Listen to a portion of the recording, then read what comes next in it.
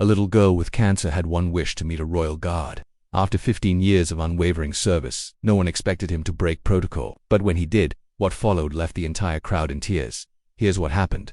But before we continue, let us know in the comments where you're watching from. Subscribe to the channel, because tomorrow at the same time we'll bring you another story of courage and discipline from the royal guards that you won't want to miss. The morning sun cast a gentle warmth across the grounds of Buckingham Palace, its rays catching the polished buttons of Guard James Harrison's scarlet tunic as he stood at his post. After 15 years of service, including 2 tours in Afghanistan, Harrison had perfected the art of standing motionless while remaining acutely aware of his surroundings. Every whispered conversation, every shuffling footstep, every subtle shift in the crowd's energy and of it escaped his notice.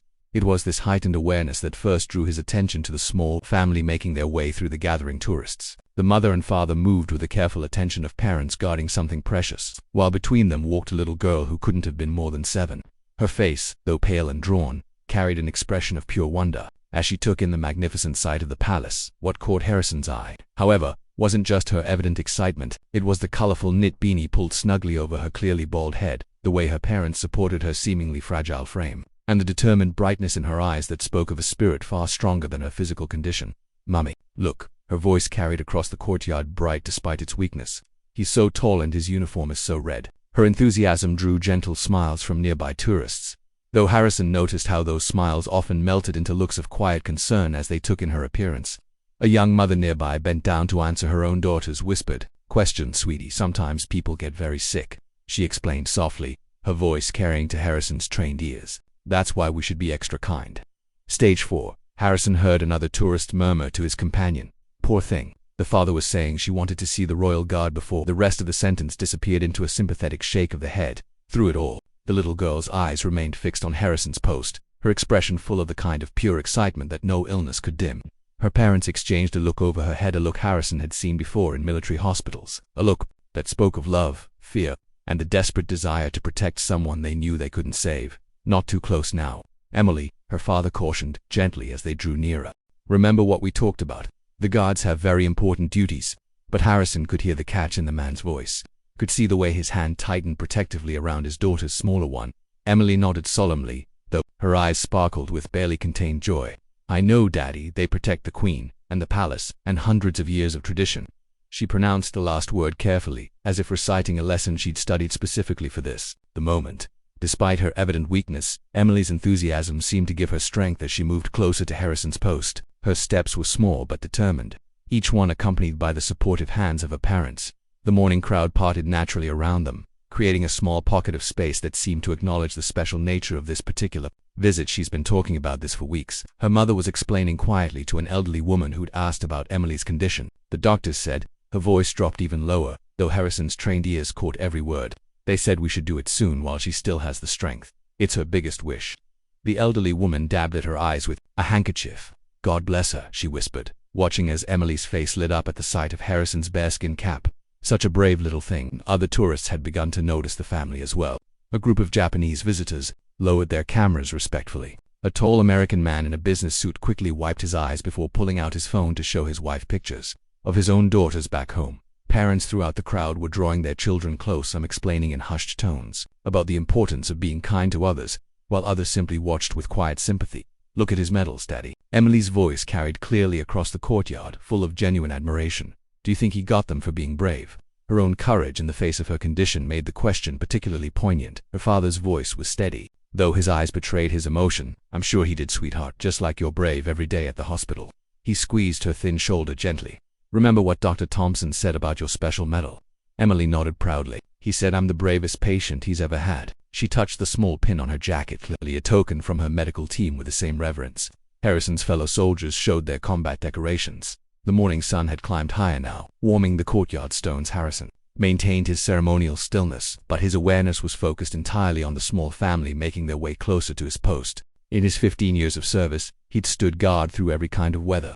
He faced every type of tourist and maintained his composure through countless attempts to break his concentration. But something about Emily's innocent excitement and obvious struggle touched a part of him that all his military training hadn't quite managed to shield. As the family drew nearer, Harrison could hear more of their quiet conversation. Emily's voice, though weakened by her condition, carried an enthusiasm that seemed to lift everyone's spirits around her. "Mummy, Did you know the guards have to stand still for hours and hours? That's even longer than when I have to stay still for my treatments." Her mother's reply was gentle, tinged with both pride and heartache. "That's right, sweetheart, and you're just as brave as they are." She adjusted Emily's beanie with tender care, making sure it sat comfortably on her daughter's head. A young boy nearby tugged at his father's sleeve. "Dad, why doesn't she have any hair?" The question, asked with childlike innocence, carried clearly in the morning air. "Sometimes," the father replied softly, kneeling beside his son. "The bravest warriors fight battles we can't see. That's why we need to be extra kind and respectful." The boy nodded solemnly, then gave Emily a shy wave, which she returned with a bright smile. An older couple had stopped to speak with Emily's parents, their voices low but clear to Harrison's trained ears. "Our grandson went through the same thing last year," the woman was saying, her eyes misting over. "The strength these children show, it's remarkable." "The doctors gave us 3 months," Emily's father replied, his voice barely a whisper, as Emily admired the palace architecture. "But she's fighting so hard. All she wanted was to see the royal guards. She's watched every video, read every book." Harrison felt something tighten in his chest, a sensation he hadn't experienced since carrying wounded comrades in Afghanistan. Through his perfectly maintained forward gaze, he could see Emily's reflection in the palace windows, her face glowing with excitement despite her obvious physical fragility. "Look how straight he stands, Daddy," Emily exclaimed, edging slightly closer but still maintaining a respectful distance. "Just like how Nurse Jenny tells me to sit up straight during my medicine time." Her comparison between his military bearing and her own daily battles struck a chord that resonated through Harrison's rigid posture. The crowd around them had grown quieter, as if collectively holding their breath. Parents were lifting smaller children for a better view not of the guard this time, but of the brave little girl whose joy seemed to radiate through the courtyard. The chatter of tourists had softened to a respectful murmur. Emily had moved closer now, her steps small but determined. "Mommy, Daddy, may I please take a picture with him?" she asked, her voice carrying that particular mix of hope and politeness that only children can truly master. "I promise I won't get too close or break any rules." Her mother glanced at her watch with barely concealed anxiety, the kind of gesture Harrison had seen too many times in hospital waiting rooms. "Of course, sweetheart, but remember what the doctor said about not tiring yourself too much." As Emily's father prepared to take the photo, she smoothed her pink dress, clearly saved for this special occasion, and adjusted her beanie with careful fingers. Harrison could see her reflection in the palace windows, the way she tried to stand as straight as possible, despite the obvious effort it cost her. "Just like a real guard," she whispered to herself, attempting to mimic his posture. The effort caused her to sway slightly, her father's hand instantly reaching out to steady her. Something shifted in Harrison's chest, and a feeling he'd last experienced in Afghanistan, when decisions between protocol and humanity had meant the difference between life and death. Through his ceremonial stillness, he could feel the weight of every regulation, every rule, every tradition that made the Queen's Guard what it was. But he could also feel something else, something that spoke of a deeper duty, a more fundamental calling that had drawn him to military service in the first place. The duty to protect, to serve, to recognize true courage when he saw it. Emily had positioned herself carefully at what she deemed a respectful distance, her smile bright despite the paleness of her face. "Daddy, do I look soldier straight?" she asked, trying to hold herself as still as possible, though her small frame trembled with the effort. Harrison could hear her breathing, slightly labored but determined. In his years of service, he'd seen countless tourists pose for photos, but never had such a simple act carried such weight. Through his peripheral vision, he caught sight of her parents' expressions, that unique mixture of pride, love, and barely contained heartbreak that only parents of critically ill children seemed to master. The crowd had grown completely silent now, as if collectively holding their breath. Even the usual distant sounds of London traffic seemed muted, as if the city itself was pausing to witness what was about to unfold. The morning sun caught the brass buttons of Harrison's uniform, casting small circles of light that danced across Emily's delighted face. James Harrison did something he hadn't done in 15 years of service. He moved. The movement was deliberate, precise, every bit as measured as his ceremonial stillness had been. A collective gasp rose from the crowd as he turned, his boots pivoting with military precision to face Emily directly. Her eyes widened with surprise and wonder, her small hand instinctively reaching for her father's. But Harrison wasn't finished. With the same precision he'd learned in military training, he lowered himself to one knee, bringing himself to eye level with the brave little girl who had touched something deep within his soldier's heart. "Hello, Emily," he said, his voice carrying the kind of gentle authority that only years of service can create. "I couldn't help but notice how perfectly you've been standing at attention." Emily's face lit up with a joy that seemed to push back the shadows of her illness, if only for a moment.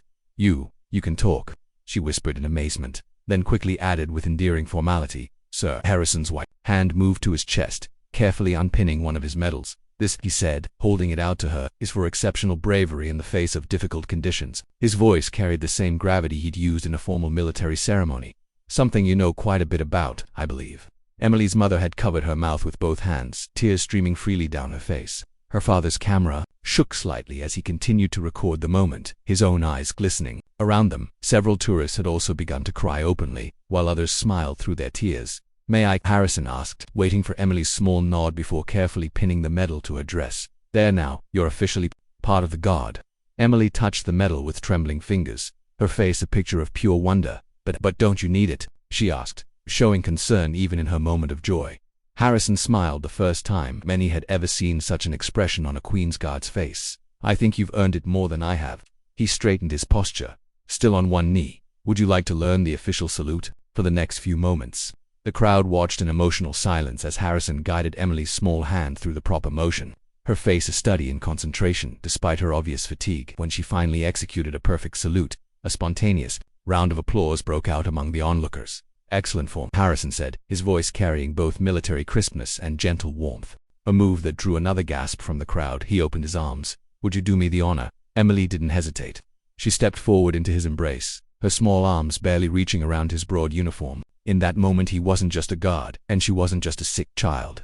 They were two warriors recognizing each other's battles when they finally parted. Emily's eyes were shining brighter than the medal on her dress. Harrison stood to his full height and executed a formal salute, not the kind given to tourists for photos, but the genuine article, the kind reserved for fellow soldiers and dignitaries of the highest rank.